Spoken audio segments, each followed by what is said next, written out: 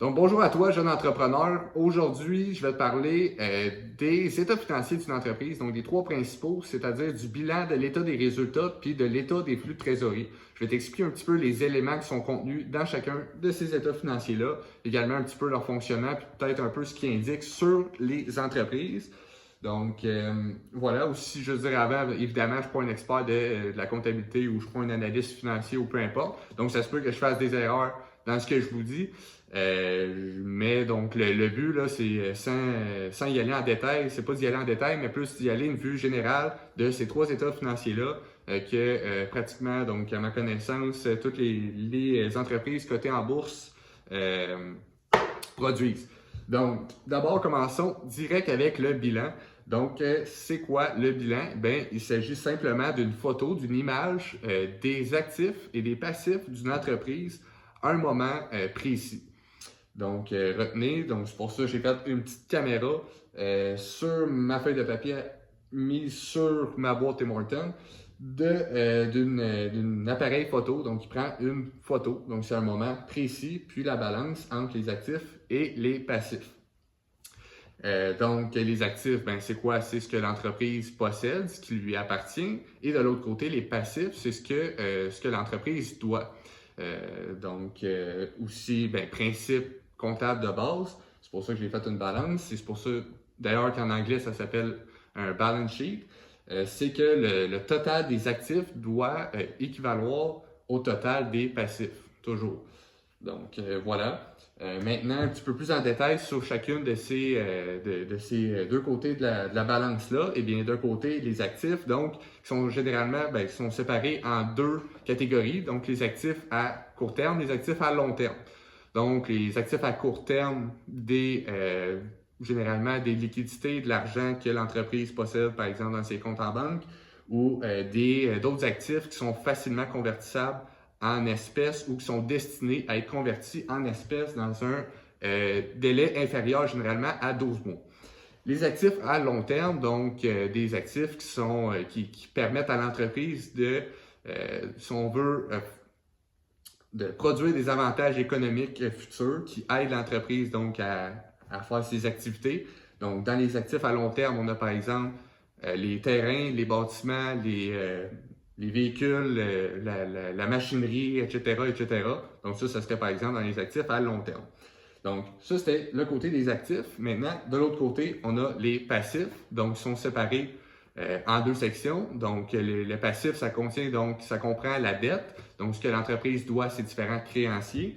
Et ça contient également les capitaux propres. En fin de compte, ça, c'est ce qui appartient aux actionnaires de l'entreprise. Donc, la dette, un petit peu à la manière des actifs, elle est séparée en deux sections.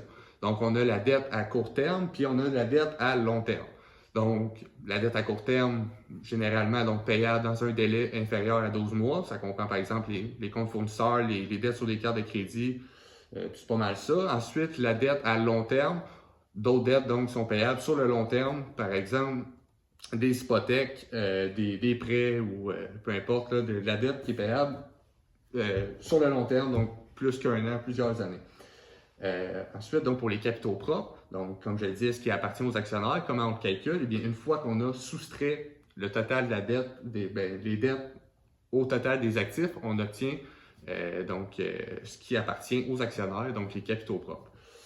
Les capitaux propres, ben, ça contient les bénéfices non répartis, donc si on veut, des bénéfices qui ont été gardés à l'intérieur de la compagnie, puis le capital action, donc l'argent qui a été initialement apporté par les actionnaires, mais juste à retenir que les capitaux propres, ben, une fois que tu soustrais la dette de tes actifs, tu obtiens les capitaux propres.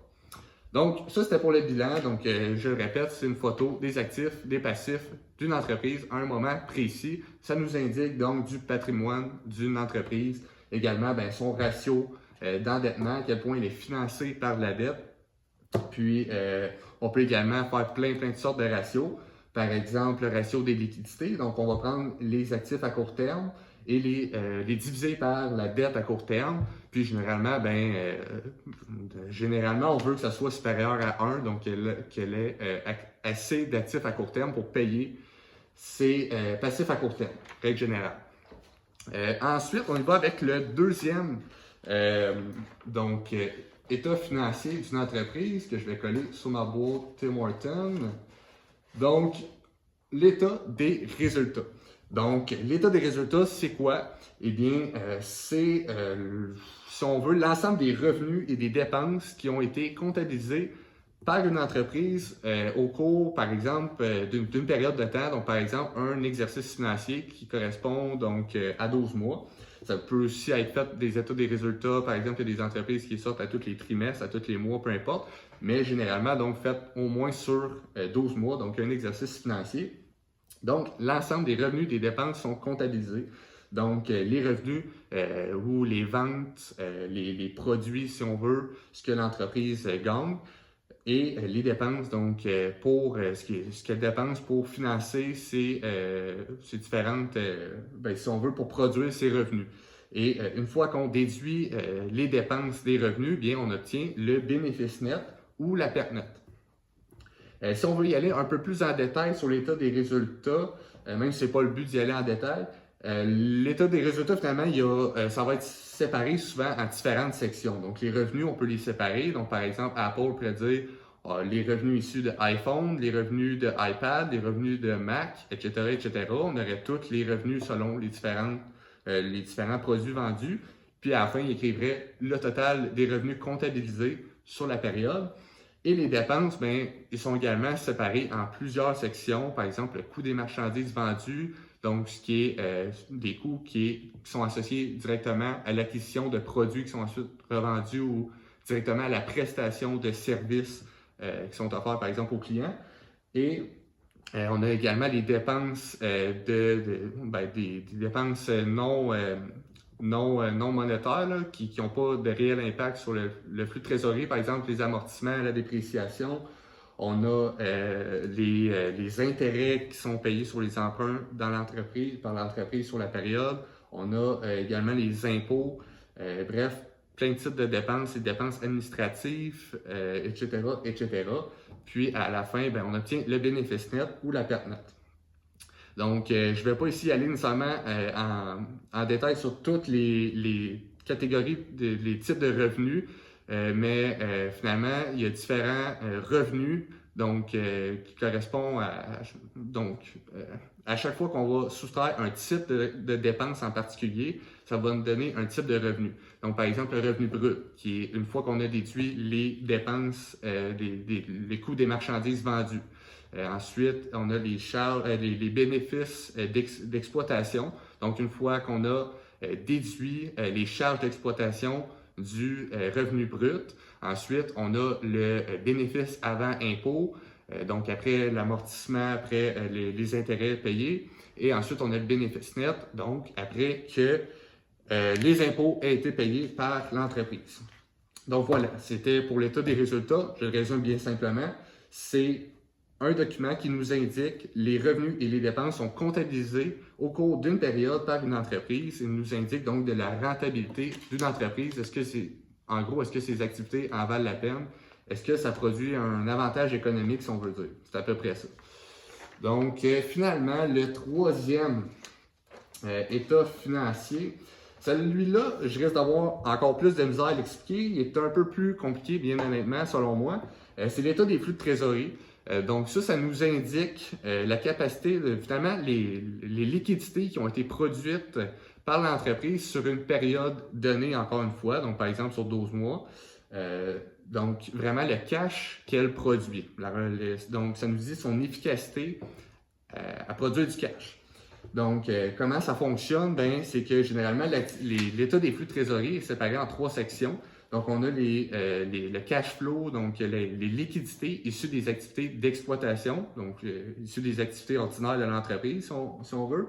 On a la section des activités d'investissement et on a la section, donc le cash flow issu des activités d'investissement et on a la section des activités de financement, donc qui va nous indiquer le cash flow issu des activités de financement.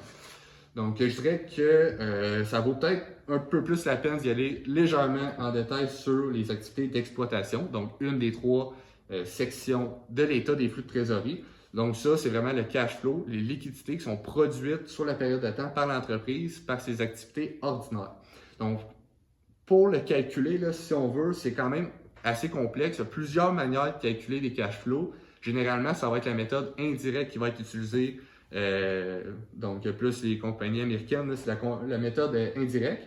Donc, pour le calculer, on prend notre bénéfice net. Donc, comme dans l'état des résultats, là, la ligne du bas, donc les bénéfices nets.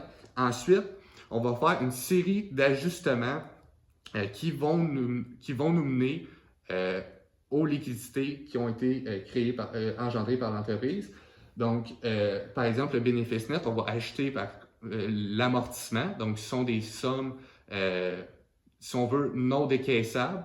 Donc, c'est pour ça qu'on vient l'ajouter. Ça vient réduire notre bénéfice net dans l'état des résultats, mais en réalité, c'est pas une somme que l'entreprise a payée cash. L'amortissement, ça correspond à une perte de valeur des actifs de l'entreprise, mais c'est pas du cash que l'entreprise sort réellement.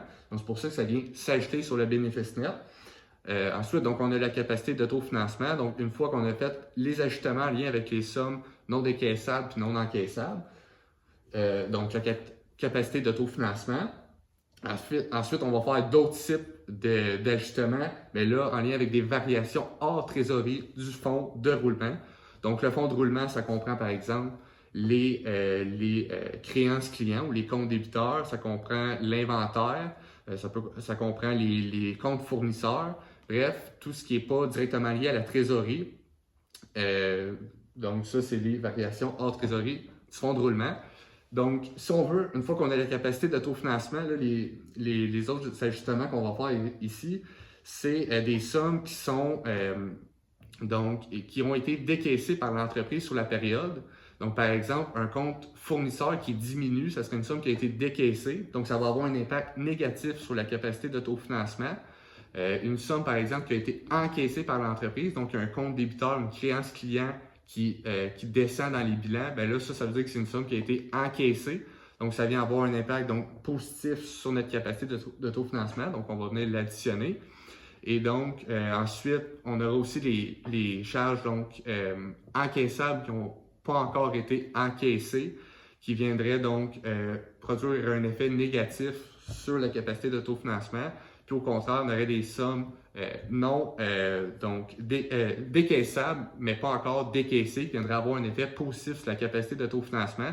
Donc, par exemple, un compte fournisseur qui augmente d'un bilan à l'autre, ça veut dire que l'entreprise n'a pas encore payé ses fournisseurs. Donc, si ça augmente, ben, elle n'est pas payée, donc elle n'a pas sorti d'argent. Donc, bref, toute une série d'ajustements plus ou moins compliqués, mais en gros, c'est des sommes décaissées, des sommes encaissées, si on veut. Puis, on a notre cash flow, donc vraiment les liquidités produites par l'entreprise sur la période issues des activités ici d'exploitation. Ensuite, donc, dans l'État, on a les activités d'investissement. Donc, ça, c'est lié, par exemple, à la vente ou à l'achat d'immeubles, de machinerie, donc des grosses investissements faits par l'entreprise. Donc, quand une entreprise va vendre un immeuble, ben, ça va donc avoir généralement un impact positif sur les flux de trésorerie issus des activités d'investissement. Elle a vendu un immeuble, donc elle a reçu de l'argent.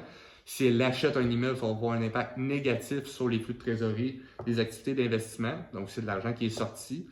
Donc, ça, c'est pour les activités d'investissement également. Donc, on a principalement, là, ça s'appelle le CAPEX, qui sont dans les activités d'investissement, ce que je viens juste de nommer. Donc, des sommes pour investir dans de la machinerie, dans des terrains, etc., etc. On a les activités finalement de financement, la dernière section de l'état des flux de trésorerie. Donc, ça, c'est lié ça dit au financement de l'entreprise. Donc, combien l'entreprise a reçu sur la période, par exemple, des créanciers, d'emprunts. Donc, elle a emprunté, donc elle a reçu des sommes. Ça va donc être ici positif. Donc, elle a payé des dividendes parce qu'elle est négatif. Donc, des sommes qui sont parties de l'entreprise pour payer ses actionnaires, donc des dividendes. Puis, donc, bref, toutes sortes d'activités de financement. Donc, voilà, ça c'était pour l'état des flux de trésorerie. Un peu plus compliqué, mais ça nous dit vraiment le vrai cash flow produit par l'entreprise, la capacité de l'entreprise à produire des liquidités. Généralement, donc, puis ça c'est important, donc c'est pas un conseil ici, là, mais généralement, l'état des flux de trésorerie, ça ne veut pas nécessairement dire qu'une entreprise a un cash flow positif, qui est là, une entreprise pourrait avoir un cash flow positif, peut avoir des bénéfices nets, des pertes nettes. Au contraire, une entreprise pourrait être rentable du point de vue, donc l'état des résultats, avoir un bénéfice net, mais sur l'état des flux de trésorerie, avoir un cash flow qui est négatif. Donc, c'est pour ça qu'une analyse complémentaire des deux états ensemble, c'est généralement utile. Également, des fois, il y a certains analystes, encore une fois, moi, je ne suis pas analyste du tout, mais il y en a des fois qui vont regarder si le cash flow issu des activités d'exploitation peut peut couvrir les activités d'investissement puis les activités de financement. Donc, c'est plein de choses qui vont être regardées dans les états des flux de trésorerie. Donc, voilà. C'était pas mal ça pour la vidéo. Je suis allé un peu vite, mais pas tant que ça. Donc, c'était les 3 états financiers d'une entreprise. Je le répète bien rapidement. Donc, le bilan, donc, qui est une image de la balance des entreprises entre les actifs et les passifs qu'elle a à un moment précis. On a l'état des résultats, donc qui nous indique la rentabilité d'une entreprise. Donc, est-ce qu'elle fait un bénéfice net ou une perte nette? Ça ne nous dit pas, par contre, si elle produit du cash flow de manière positive, un cash flow positif ou négatif. Ça va être dans l'état des flux de trésorerie qui nous indique vraiment le cash que l'entreprise a réussi à, si on veut, engendrer sur une période donnée. Donc, ça, c'est dans le cash flow. Donc, c'est pas mal ça. Merci tout le monde de m'avoir écouté et je vous dis c'est ciao!